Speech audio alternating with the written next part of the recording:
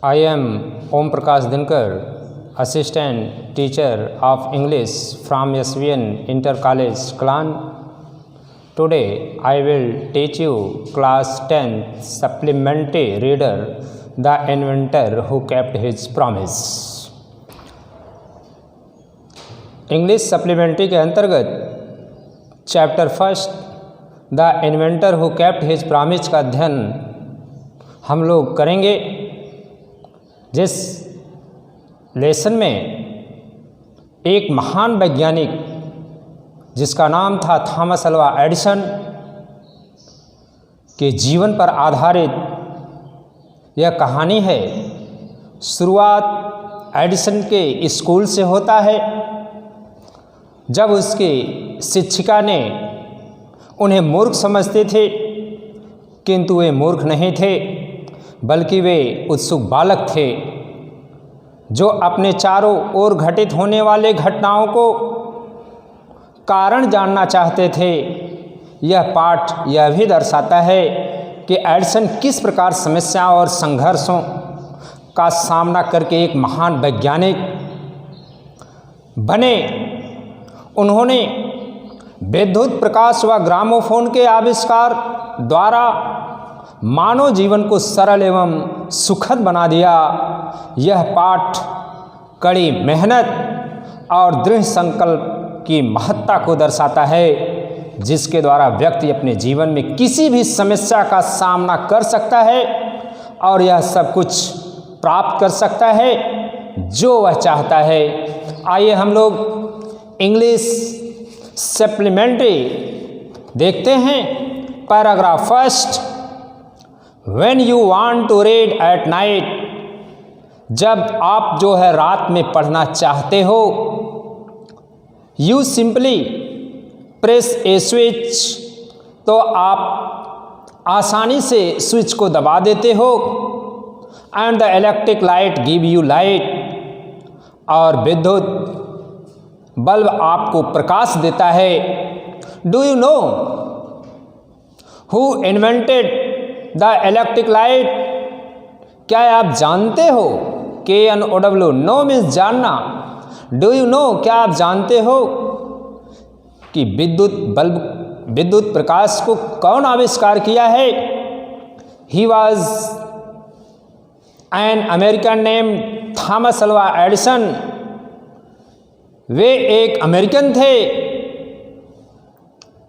जिनका नाम Thomas Alva Edison है, जिनका पूरा नाम थॉमस अल्वा एडिसन है। इनके बचपन की कहानी स्कूल से शुरू होती है। Even in his childhood Edison love to do experiment. बचपन से ही एडिसन का प्रयोग करना ही अच्छा लगता था।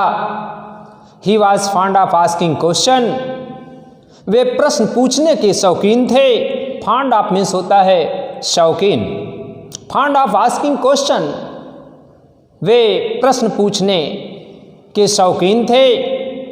And he was never satisfied till he got the right answer, वे जब तक सही उत्तर नहीं पा जाते थे तब तक सेटिस्फाइड नहीं होते थे, तब तक संतुष्ट नहीं होते थे। There are many stories about his childhood, इस तरीके से उनके बचपन के बारे में कई कहानियां हैं। Here are few of them, जिनमें से कुछ यहाँ दी गई है। पैराग्राफ सेकंड देखेंगे।